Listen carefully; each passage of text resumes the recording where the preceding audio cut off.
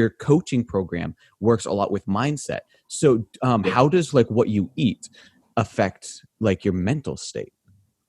Oh, it's like massive knock-on effects, like, so when I was, before I started getting in shape like 4.5 years ago, I'd wake up. I used to live in Thailand, so I used to live with my girlfriend in her house, and I'd wake up at 11 a.m., come downstairs, and there'd be like 8 plates of food on the table, and then we'd eat like buffet style, because the food's there. I'm already full, but there's more food on the table, so I'm just going to eat it, right? Yeah. So we'd eat it, and then all of a sudden I just fall asleep straight afterwards for an hour. And that was my life. I thought that was just normal. We would all fall asleep, right?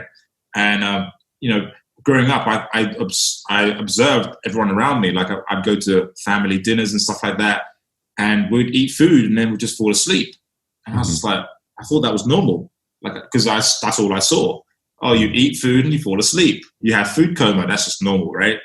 And it wasn't until I started getting deep into nutrition that I realized that's not normal. And so the first 2 years of me, getting in shape and stuff and bringing out my program, I was still eating high carb. So I was still eating a lot of carbohydrates. I just increased my protein a lot. So I had elevated protein all the time. So, and I was doing intermittent fasting as well. So that was basically, and obviously lifting heavy weights. So those 3 things and sleeping well, that was what got me the results. But I still had sugar cravings, still had poor skin. And it wasn't until 2 years ago that I met one of my friends in London. Well, I met him in Bali first, and then I went to meet him in London.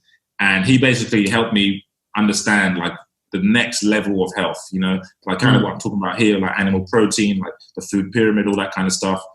And that's when I really went to the low carb lifestyle. Because before that, I was still eating lots of carbs, like twice a day, and I was still having cravings, but I thought that I was being healthy.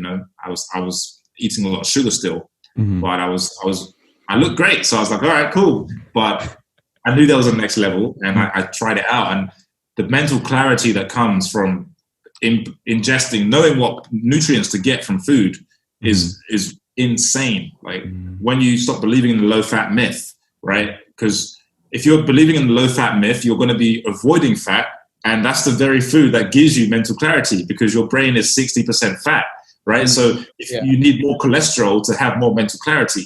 And so that was one of the biggest keys there. Is I started eating more red meat, more eggs, more bacon, all the foods that we're told not to eat.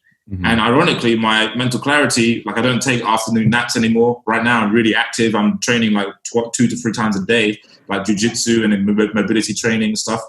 And I'm not taking any naps. It's like, how do I have all this energy? It's all of this fat that I'm eating, And my clients, like before he joined me just recently, he said, I asked him, like, how much money could you have made last year if you didn't fall asleep after you ate food?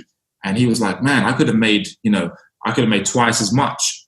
And I was like, that's huge, like twice as much revenue in a year because of your mental clarity. Like you're losing money because your brain's not sharp. You don't have the energy to sit at your computer and do the work, Yeah. And Come on.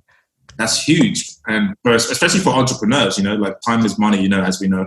And if you're not feeling good, you can't do your best work. And that has a knock-on effect on your bottom line at the end of the day.